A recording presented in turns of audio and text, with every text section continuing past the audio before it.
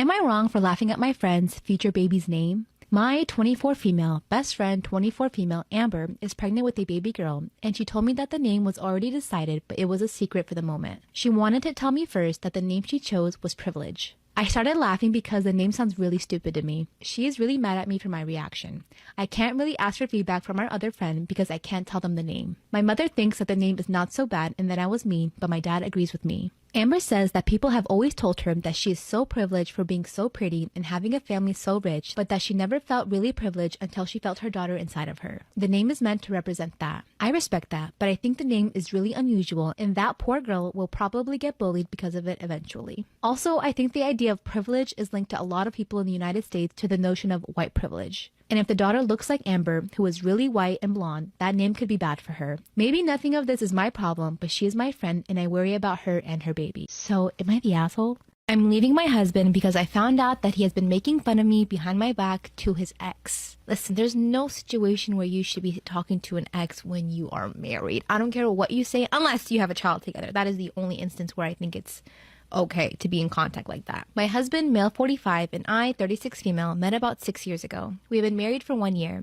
When we met, I was very fit and athletic. I started gaining weight, however, after suffering 2 miscarriages and the loss of my mother to cancer. I was very depressed and barely got out of bed if not to go to work. I stopped exercising and instead started eating junk food. I gained 40 pounds in 2 years. Under this time, my husband, then fiance, was very supportive and loving. I felt guilty and tried to give him an out several times, but instead he proposed and we got married last summer. Since our marriage, I've been feeling much better and it showed. I have lost around 20 pounds so far and I gained back my muscles and abs. He was so happy to see me feeling better. On his computer, however, it was totally a different story. He was talking almost during our entire relationship to his ex-wife about me. Ex-wife, 46 female, left him about 7 to 8 years ago for her colleague. The relationship didn't work, however, and she tried to get back together with my husband. He had already met me, but they stayed friends, mostly via chat, texting, since she lives 12 hours away. My husband was complaining about everything about me. My job, my depression, my cooking, but mostly my weight. Oh, why would you do that? Like, it's such a stupid move out of anyone in the world that you could complain to.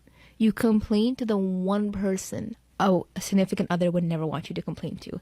An ex. Like, is it that hard? Complain to your mom, your dad, your dog, your best friend, your sister, your neighbor, your boss. But you had to go and complain to your ex-wife who tried to get back with you. How do you not see this as a problem? He was telling her how disgusting I was to him, how he even found it hard to share the same bed since I snored like a dog.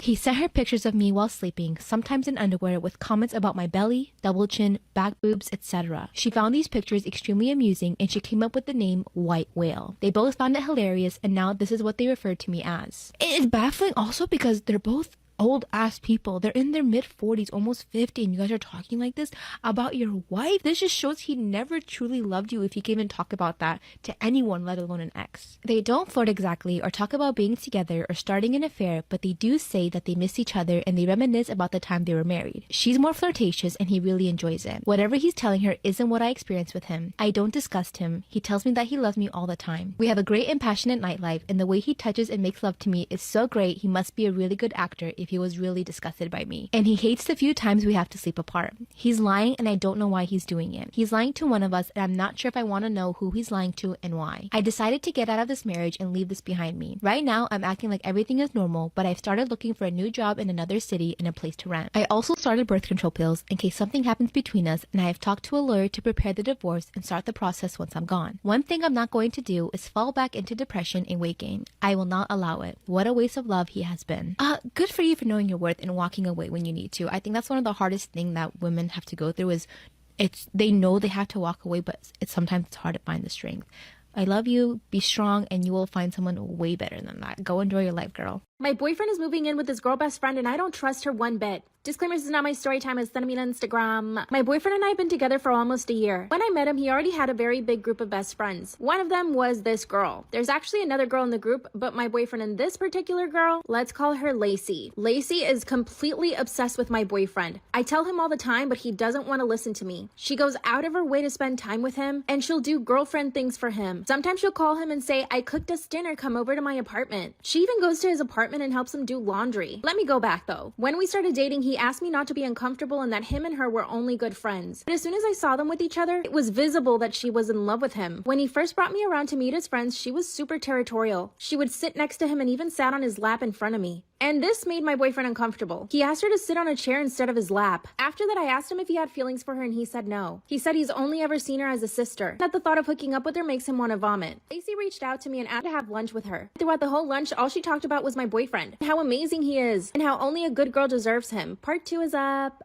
My boyfriend is moving in with his girl best friend and I don't trust her. Disclaimer, this is not my story time. I was sending me on Instagram. And her and I went to lunch. All she talked about was my boyfriend. That's when she started saying things like, he only deserves a really good girl. That's when I was straight up with her. I told her that he had already chosen me because he loved me and that I didn't need her to tell me what my boyfriend needed. You guys should have seen the look on this girl's face. She was shocked that I would defend myself and even talk back to her. Then she said, oh my God, I'm so sorry. I didn't mean to make you feel bad. I told her that I didn't feel bad and that I knew what she was doing. She was basically trying to intimidate me and make me feel that I wasn't good enough for my boyfriend. She denied it and started apologizing, but at least I made it clear to her that I was not stupid and that she was not going to walk all over me like she probably did with all of his exes. By the way, one of his past girlfriends actually broke up with her because of this girl. I mean, Lacey. Found this out through one of the other friends. They told me that I needed to be careful with her. That's why I was prepared to go to lunch with her. Guess what happened though? I called my boyfriend to say hi to him and that's when he starts yelling at me. He said Lacey called him to tell him that I had attacked her at lunch, that I basically threatened her. I explained to him what happened from my point of view and he said that she was probably just overreacting. But it was her word against mine. Part 3 is up. My boyfriend is moving in with his girl best friend and I do not trust her. Disclaimer, this is not my story time. It's sent me on Instagram. After Lacey told my boyfriend that I had attacked her and threatened her, he told me to keep my distance. So I did. But that meant that he would hang out with her without me. I found this completely unacceptable. That's when I told my boyfriend that she was manipulative, that she had clearly planned everything out so that he and her could be alone. Then I told him that his ex-girlfriend left him because of her. He told me that I didn't know the full story and that I should mind my own business. That's when I noticed that he wouldn't come over to my apartment every day. And guess why? His best friend Lacey told him that she had a stalker and that she needed my boyfriend to stay over her house so that she could feel protected and safe. I just can't. I told him that she was clearly manipulating him and probably lying about the stalker situation so that he could spend more time with her. And just like that, 2 days later, he told me that they were moving in together and that she miraculously found an apartment big enough for the two of them. In 2 days? I don't think so. I think she had been planning this the whole time. And my boyfriend is just stupid enough to fall for it. I told him if he moved in with her that he should just forget about me. He begged me not to leave him, so I guess I'm still his girlfriend. He's still debating whether or not to move in with her. He says he doesn't want to lose me, but he wants to be able to be there for her. I think I should break up with him, but maybe there's another solution. What do you guys think I should do? Am I the asshole for not attending my sister's wedding since my husband is not invited? Let me start by saying I do understand my husband's behavior is inappropriate, but like all of us, he's not perfect, and I took vows to him to stand by him and accept him as a whole person, including his flaws. Wow, she's really leading it up. Yeah. So my husband has for urinating on himself in public. No.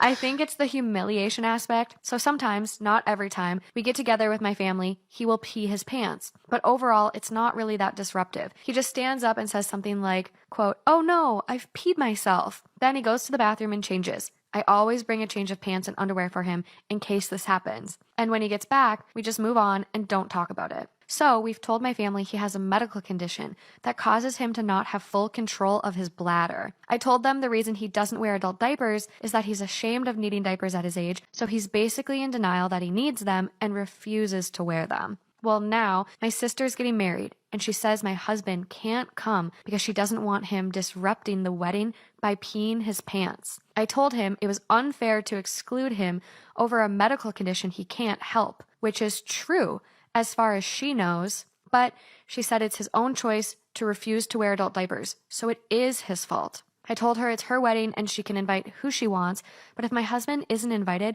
I'm not coming. He loves my family, and I know it really hurts him to be excluded from the wedding just because of a he can't help having. He's been crying, but he can't control himself, and now my family doesn't even want him around. He told me it's my choice to go if I want, and that he won't be mad, but I know he'd be really sad if I went. I love my sister and family, but my husband is my life partner. So I told my sister I won't make it to the wedding, and now she's extremely angry with me, saying I'm a bad sister because I won't be there to support her. She's marrying a woman, so she also said it makes it look like I'm a homophobe if I don't show up to support their union. I told her I'd love to come if my husband is invited, but she said she can't stand the thought of him disrupting the ceremony or reception by peeing his pants and announcing it. I told her how much it hurts my husband that he's excluded, but she doesn't care. I said, fine, but that means I can't come. But he can't control it? Like, he couldn't be like, I'll take the wedding day off. You know what I mean, Dustin? That is a good question and not one I am qualified to answer. I don't know. I think like if you get to a certain point of that, like maybe like once you're so far gone in like... How are you guys so chill about this? This is fucking weird, dude. Story time about how somebody stole my $12,000 dog at a house party. So a little background information, I was 17 and a junior in high school, and I decided to throw a party at my house before winter break. So usually whenever I threw parties, I would always have everybody in the basement because I had a pretty big basement. There was a sliding glass door to the outside, so nobody had to go upstairs to get in or get out. And I would always lock the door to the upstairs just in case anybody decided to wander up the stairs. And because I didn't think anybody would get in upstairs, I let my dogs run around the house. So everybody who I invited showed up, and I guess that my address got leaked because a bunch of random people started showing up at my house. And it's not like I didn't have neighbors. No, I lived in a very tight cul-de-sac. So people were parking in front of my neighbors' driveways, in my neighbors' driveways. So I called my parents, and eventually I had to have my neighbors call the cops on my house party. My own party. Like for part 2. Part 2 about how somebody stole my $12,000 dog at my house party. So like I said, I had to call my parents and they got the cops called on the house so that way I could get everybody that I did not know out of the freaking house. Thankfully, my friends and I hadn't started drinking yet because literally 5 minutes after my friends showed up, random people started showing up in big groups. So after everybody clears out, I go to walk upstairs and I have my keys in my hand ready to unlock the door. The door was literally busted open. Like somebody had to have kicked the doorknob because the frame was cracked, the door was cracked, it was bad. So I'm freaking out. I wasn't even thinking about my dog at the time until my friend Kirsten asked to see my new puppy because Kirsten had just got home from college and she had only ever seen the dog over FaceTime. So we're searching all over the house and we cannot find my fucking dog. Well, when my parents got home that night, they pretty much grounded me for life. But then I want to say a month later, my friend Jake, who was there that night, called me freaking the fuck out. Like for part 3. Part 3 about how my $12,000 dog got stolen at my house party. So like I said, we couldn't find Mimi. My parents pretty much grounded me for life. I get a call from my friend Jake, who was there that night of the night of the party. And he's like flipping out. He's like, I think I know who took Mimi, aka my dog. So I'm like freaking out. I go into the kitchen, I put him on speakerphone so that way my parents can hear. And he was like, well, my girlfriend Avery has this one girl who was at the party that night on Snapchat. And I was like, okay, and what the fuck about it? And he was like, well, the one night we were laying in bed together and she was going through people's Snapchat stories and then she got onto this girl's private story. And I told her, that's my friend's dog, the one that got stolen. So then we looked her up on Instagram, we went on her Visco, and she has a crap ton of pictures of your dog on her Visco. So somehow his girlfriend Avery finds this girl's address. My parents were like, oh, we want to call the police. Somehow I talked them out of doing that. Long story short, I went to her house, I got my dog back after telling her parents about it, but when I was leaving, I ran over. Am I wrong for not inviting my sister to my wedding? I, 27 female, have been married to my husband Jay for over 10 years. We got married 6 years ago, but only did it through the court and we never had a wedding. We always said later, but timing was not on our side. Well, it finally is. We decided to have our wedding ceremony and reception later this year and invite our close friends and family. We were doing our guest list and decided that my older sister would not be invited. She has been a toxic person in my life since I can remember. When I started dating Jay, she used to tell him that he could do so much better than me. I've never been someone that wears a lot of makeup and Jay has always known this. She used to tell me that he was going to leave me because I didn't take care of myself. I suffer from an eating disorder and have been impatient. She told Jay that I was crazy and shouldn't be dealing with me and should just leave me. When I was at said impatient, she tried to use me to get an excuse for her job so she wouldn't have to do something she didn't want to, all under the pretense of helping with our girls. This was my second day there. When I told her I couldn't, she called me selfish and why couldn't I do this for her? And didn't reach out for the 2 months I was in there. And just so much more. As the years have gone by, Jay has stood up for me time and time again and let her run over me. This is something I've had trouble with. She hates this. She mentioned one time that he shouldn't get involved in sister matters. We had a traumatic childhood, so I felt like we just had to be close. I think it's part of why I've had such a hard time cutting her off. Anyways, last Thanksgiving we got into a fight. Jay and I tried to have a civilized conversation and put all differences aside and move forward. It did not go well and she played victim at all times. Jay and I knew we tried. She brushed it under the rug and a few days later was back to normal. After that, a month later, Jay and I had to leave for 2 months for a training and I stayed alone with my 2 girls. She made all these promises of coming to visit us and keep us company, and so did her husband. They ended up coming to our state and then kept making up excuses as to why they couldn't come. She didn't talk to me until she was back to the state she lives in. I was annoyed because they also promised my 6-year-old and then just left her hanging. After they went back, she texted twice and I briefly answered once since I was annoyed and honestly didn't want to get into a fight. A week and a half after the text, the girls and I got into a car accident. Car was totaled and it wasn't pretty. Thankfully, the girls had minor injuries. She never reached out, never cared. My mom and younger sister came to help and called her in FaceTime, and she gave me an attitude. It was like something clicked and I was just done. She's a negative and toxic person for me, blood related or not. Obviously, I told my family she will not be invited, and they know everything, but they still want me to be the bigger person because she's your sister no matter what, and just be the bigger person again. I've stood my ground, but am I the asshole? Update. We had the wedding this weekend and it was everything we could have wished for and more. We were so happy to finally have this date and share it with our loved ones. These past few months I've been in therapy to deal with just different things, and obviously the topic of my family has come up. My sister and I actually had a talk about a month and a half ago, just her and I. She apologized for a lot of things which she has never done before, so I appreciated that. We also realized that this was the first time we actually sat down to talk, just her and I. No one else involved. My mom would usually want to be there and then meddle, then send messages back and forth, but it was never what me and my sister said. We realized my mom had a lot to do with our relationship and how it went. She knew some of her actions were toxic, and that's when she apologized about it, and we had a genuine talk about it. Afterwards, we talked at least weekly, and you could feel the difference now that we had talked about everything. She ended up coming to the wedding, and there was no drama at all. We really had the best time, and everyone got along perfectly. Aww.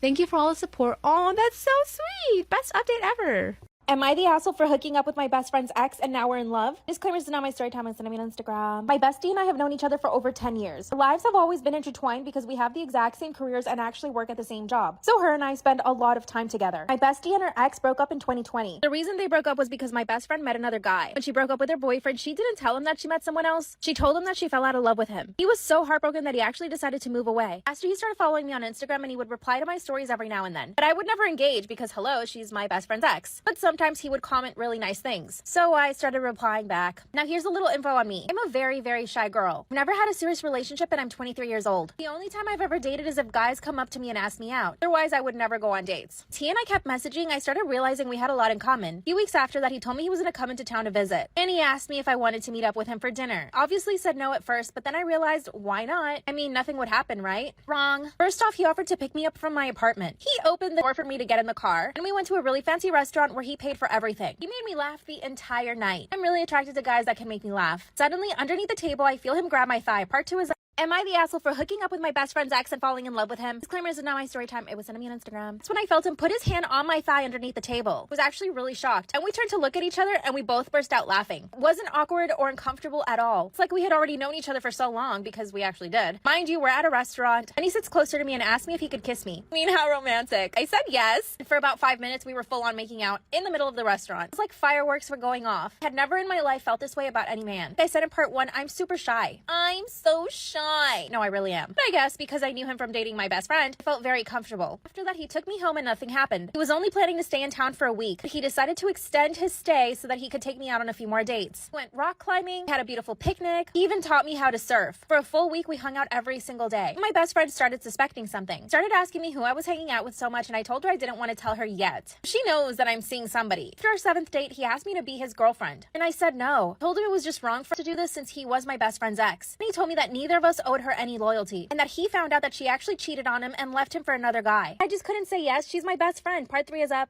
Am I the asshole for hooking up with my best friend's ex and falling in love with him? Disclaimers in my story time. Send me on Instagram. Just couldn't go through with it even though she cheated on him. That's when he told me that he would date me to marry and not just to hook up. And then the words came out of his mouth. He said, I love you. Then I just blurted it out too. I mean, I was in love with him. We'd only been hanging out for 2 weeks, but it was so magical. Then we did it right then and there at the beach. And I had sand everywhere, if you know what I mean. After that, we went back to my apartment and he had another confession. He told me that when he was dating my best friend, he always thought I was very pretty. And that he always regretted having met her first instead of me. And how I was the complete opposite to my best friend. Then he told me about all the times that she would flirt with other guys in front of him, and that she would openly DM athletes and celebrities in hopes that they would text her back, and that she would turn around and be super jealous and controlling of him. And I have to admit, I know that my best friend is like this. It's been 6 months now, but we still have a long distance relationship. Actually brought up me moving to LA to be with him. It would mean I would have to leave my dream job. Told me that he would help support me until I got my own job. I'm supposed to go visit him in a week, and I'm pretty sure he's gonna propose. I haven't told my best friend that I've been dating her ex for 6 months. That we're totally in love, that the relationship is amazing, that he wants me to move in with him, and that he really wants to marry me. Knowing her, she'll probably throw hands, and I don't really want to lose her friendship. This whole time I managed to convince her that I was single and that I was just dating guys. She recently broke up with her dude and asked me if she should text her ex, aka my boyfriend. I said no. What should I do? Let me show you who I can be. Yeah, we'll see what you will believe. Throw your negativity.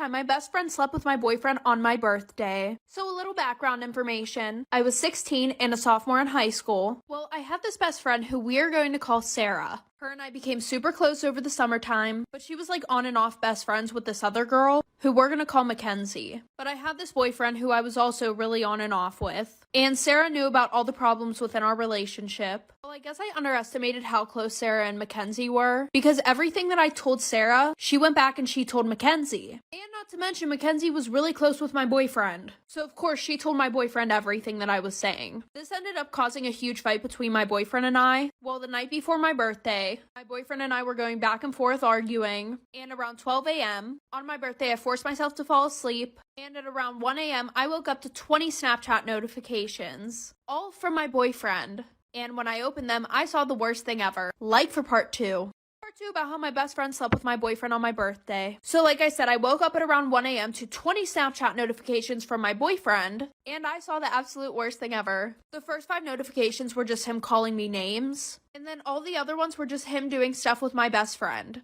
And you guys can already guess what I mean by doing stuff. So at this point, I was heartbroken, I was pissed off, but of course, because I gotta have the receipts, I went and took a video off my sister's phone of everything that he sent me. In the morning, I woke up to a text from an unknown number, and it turned out to be my boyfriend's best friend saying that him and Sarah were now together. So my boyfriend asked me to meet up and apologize. So I met him at this park, and he apologized to me, telling me that he wanted to get back together with me. But I told him to KMA, and I left. Then Sarah came to my house and keyed my car, and then we fought on my front lawn. And then after that, she was texting me about how she was coming back to my house. Like for part 3.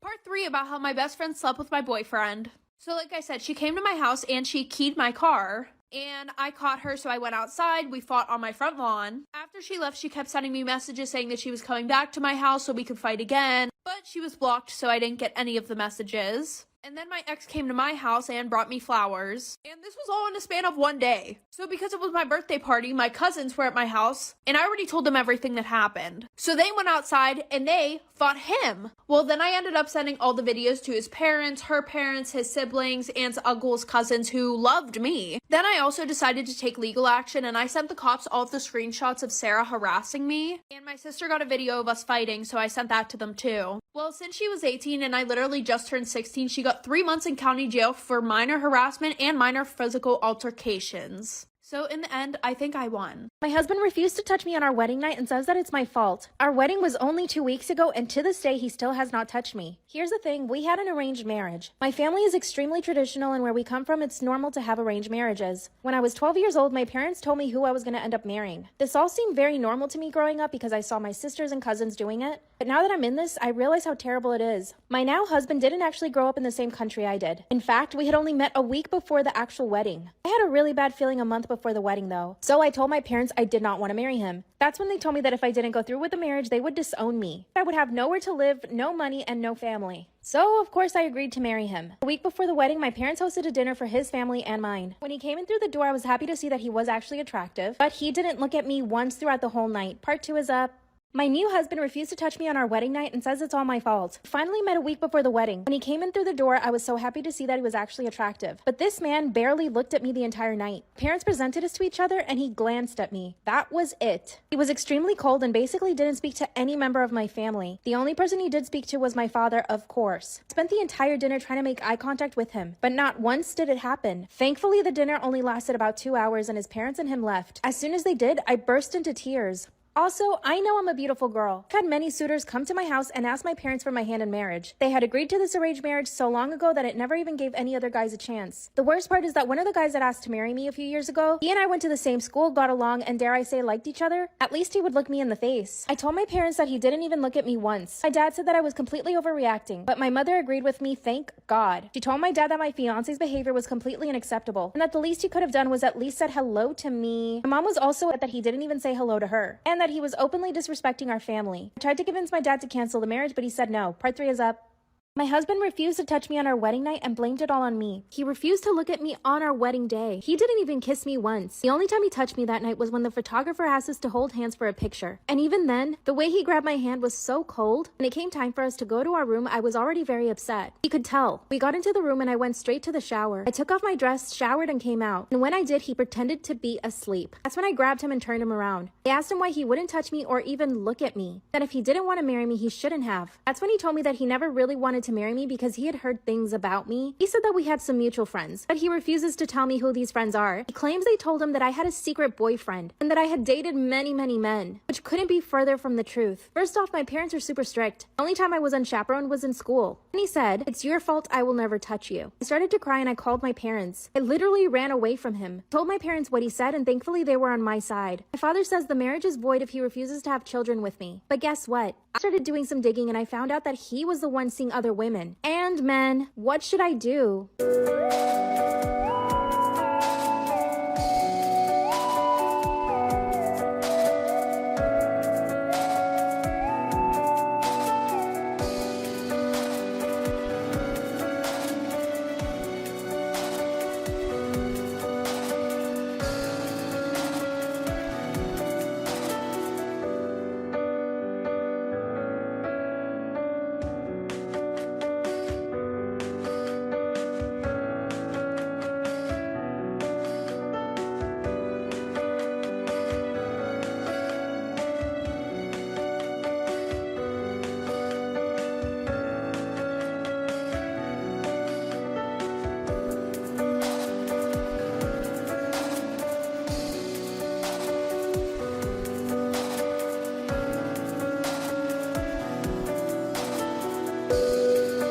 Am I the asshole for setting an ultimatum with my sister over sign language? I, 30 female, am hearing. Married to a deaf man, 32 male. I'm going to call him Walter. And we have a deaf daughter, 6 female. I'll call her Cora.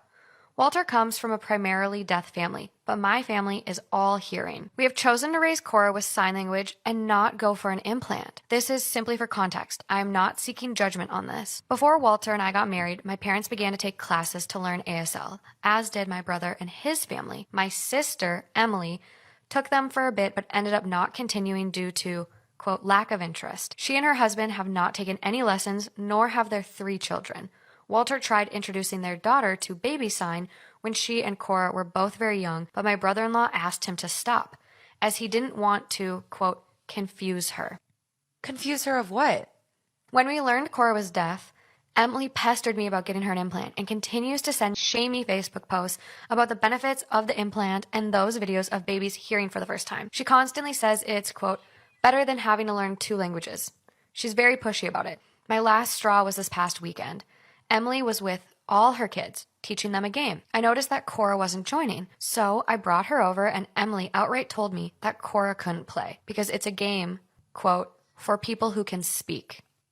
I was fuming and pulled her aside. I told her that my daughter can communicate, just not how Emily wants, and said that I won't have my daughter excluded for something so petty. I told Emily that we will be cutting contact unless she starts putting in effort, learning ASL, teaching her kids, including Cora, and not being so disrespectful. We got in a spat about it, so my family left. Emily has not had contact since. My parents think I'm being unfair to Emily, but agree she should make more of an effort, and my brother has completely agreed with me. I do worry that I'm being clouded by mama bear rage, and this is actually super irrational, so I think I might be the asshole. So, who's the asshole? No, Emily is the asshole.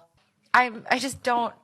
Storytime about how my ex-boyfriend accused me of cheating on an all-girls trip. So a little background information, I was 14 or 15 around the time, and it was the summer of my freshman year. So within the last few weeks of my 8th grade year, one of the more popular boys asked me out, and we're gonna call him Carson. I wasn't like super popular at the school, but I was like a medium maybe. But I was raised in a super strict household, where the only phone that I pretty much had was one that was able to call 911 and my parents. And I especially was not allowed to be talking to boys. So Carson had the great idea of giving me his old phone, and throughout the summer, I would text him on there. Well, I started to realize him getting really toxic. Anytime that he would see my Snapchat location change, he would be like, "Where are you going? Why didn't you tell me you were going here?" So I started distancing myself a little bit from him. Also because our relationship was just moving way too fast. Within the first month of us dating, he was talking about wanting to marry me. Light for part 2.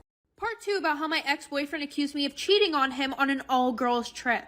So like I said, I started distancing myself from him because he became too attached and was just way too toxic. Well, I was also in a lot of clubs in school, and a few of them would require me to go on trips. Well, the one that I went on was an all-girls trip, and before I left, I texted Carson letting him know that I wouldn't have my phone all week. Well, on the last night of my trip, there was a girls and boys dance. There was like a group of boys from a different school that we were meeting up with, and I tried staying back at the cabin, but they wouldn't let me. So we started doing dances that required partners. So I was pretty much forced to dance with one of the boys. Well, when I came back home, I got 100 texts from Carson calling me a bunch of nasty names, and you can probably guess them. And somebody got a picture of me dancing with one of the boys, and Carson sent it to me and said, "We're done." So after that, I just ignored him. And then literally that night at 1 a.m., he was texting me saying, "I miss you, please come back to me," like for part 3. Part 3 about how my ex-boyfriend accused me of cheating on him on an all-girls trip. So like I said, I received over 100 messages from him. He got a picture of me dancing with one of the boys and said, "We're done." And then at 1 in the morning, he's like, "I miss you so much. Please don't leave me. Like, I've been doing so bad while you were gone." So of course I didn't accept his apology and I just blocked him on all my social media. And the next day I wake up to messages on my Instagram, my Snapchat, my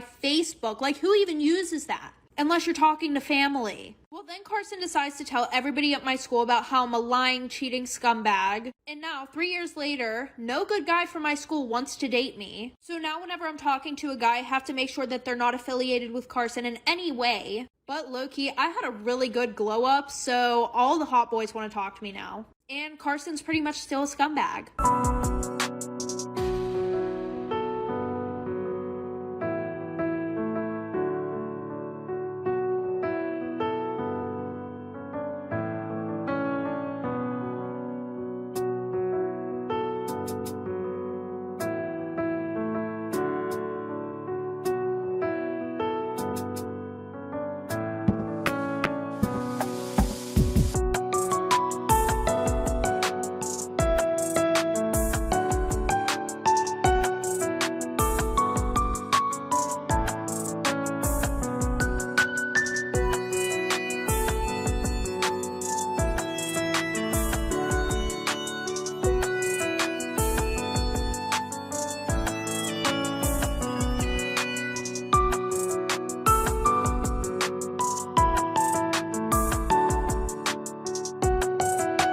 I just matched with my dead wife on Tinder. I had numbly swiped left so many times in a row I almost missed it.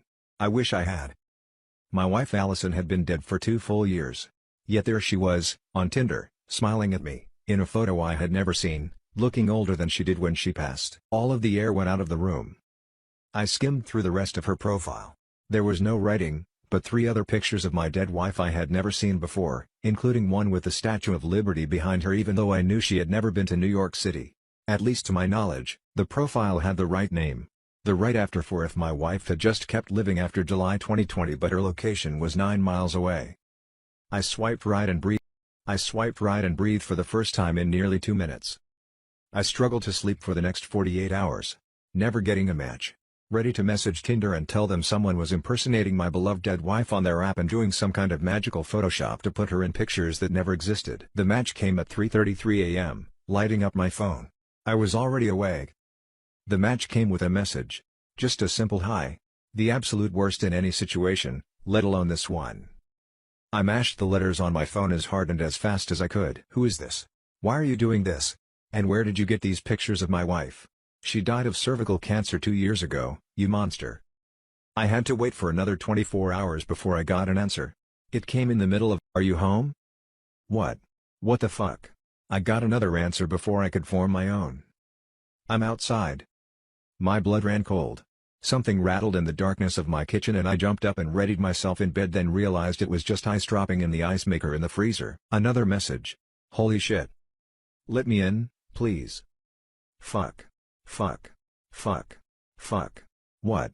Someone had to be fucking with me, but who would be this impossibly cruel and diabolical? There may have been a couple of people who didn't like me at work, but no one who would go anywhere near this far. Another message.